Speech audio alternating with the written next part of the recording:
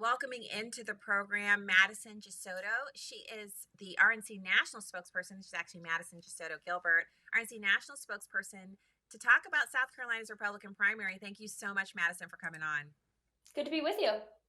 So let's get into this. I saw that Nikki Haley is making her most positive and definitive declarative statements on television and anywhere she can get in front of a microphone about how she's never getting out of the race. She only has one more guy to beat, Madison. Well, it doesn't seem to be a mathematical path to victory for her at this point. Obviously, we held a fair and transparent primary process for all of the candidates.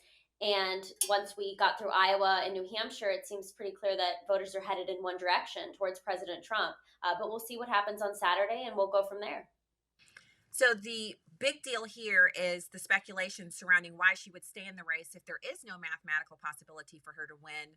Can you talk to us a little bit about how the messaging coming from RNC can assist with voters understanding that this is kind of a sham?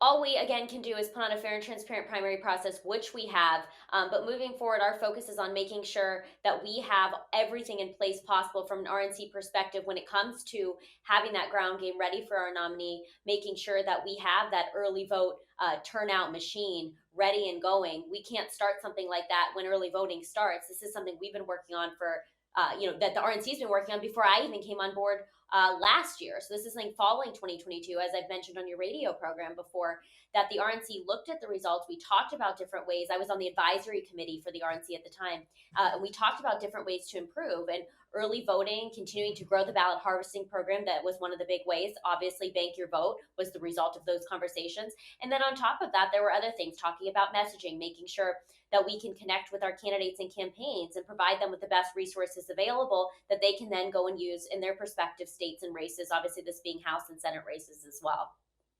So let's dig into a little bit of what's going on with President Biden. I know the RNC has messaging when you're talking to voters, especially the latest news out. I saw that the percentage of household income that's being spent on food is the highest it's been in 3 decades. And so Americans are dealing with those issues on a daily basis. And then you have the president who obviously has been suffering from mental decline since he came into office, but he's especially now battling back the rumors that he can't actually be the president, even to finish out his term, let alone for 4 more years, after special counsel Hur's report that said they can't prosecute him because he doesn't have the memory to be able to stand trial. How do we talk to voters about that? Because is it about Biden? Is it about the messaging for any Democrat candidate? Or is it about policy? I think it's a combination of all of the above. Whether it's Biden or another Democrat, the reality is the Democrats do not relate and are not in line policy wise with the majority of the American people. You look back even to 2015, 2016, Democratic Party then is not even recognizable compared to the Democratic Party of today. What they used to say was very radical proposals by Bernie Sanders and others now are very mainstream. Sometimes they've gone farther left than those proposals. So the Democratic Party is way out of touch. Of course, Biden completely incompetent. It didn't take the Hur report. It didn't take, quite frankly, anybody saying it. Anybody with ears and eyes can see that this guy doesn't even know where he is or who he is half the time. I'm surprised he's made it this far, 3 years into the presidency, but he certainly, or whoever is making decisions in the White House, has certainly destroyed enough in those 3 years. So I don't think that 2024 election in November and ultimately the swearing in of a new president, hopefully in January of 2025, can come soon enough, because it's not an overnight solution. We have to start turning things around. And I think, Yeah. again, the messaging is that it doesn't matter whether it's Biden or anybody else, but they will continue to fail you, just like this administration has for 3 years. Yeah, and I think that's the most important thing. Besides banking the vote, the big issue for Republican voters has to be that when you're talking to people in real life, you're pointing out that the policy is what's bringing these terrible changes to bear. The policy is what's causing businesses to lay people off because they have to adjust their budgets to absorb the inflationary impacts to their bottom line. It's the policies of the Democrat Party. So it's irrelevant if it's Michelle Obama or if it's Gavin Newsom or some other individual that we haven't thought of.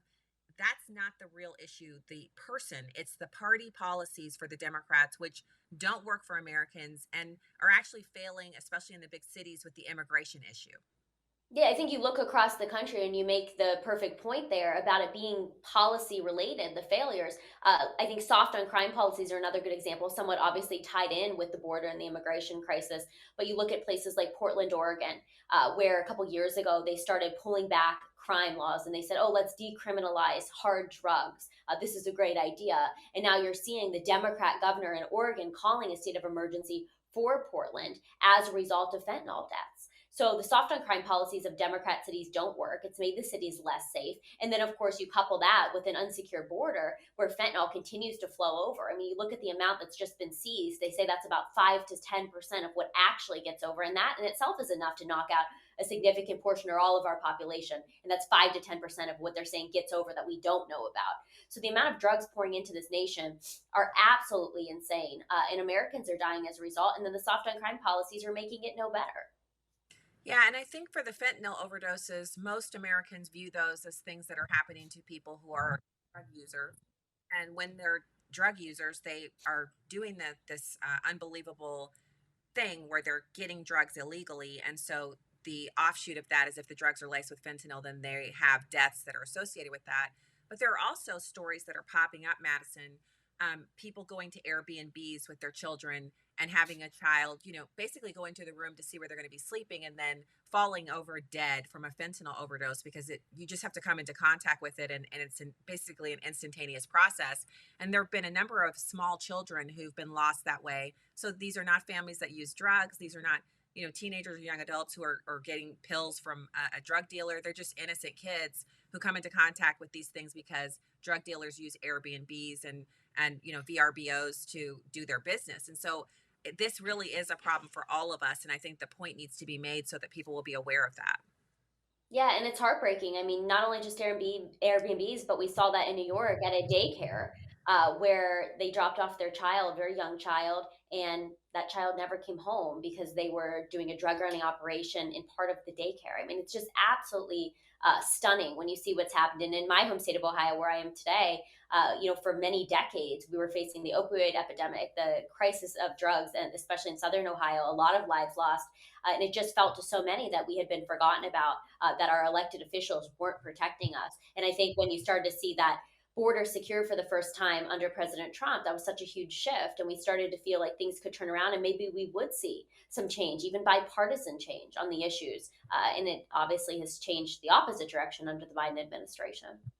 So I'm so grateful that you could be here with us and chat about this. And especially now here on television, you usually join me on radio at night. So it's so good to see your face and have you here to talk with us on Salem News Channel. Madison Gesiotto, Gilbert from the RNC national spokesperson. Thank you for coming on. Good to be with you. Looking forward to joining you again soon. All right, we'll talk again soon. And there's more Stacey Washington Now here on Salem News Channel coming up next. Stay right there.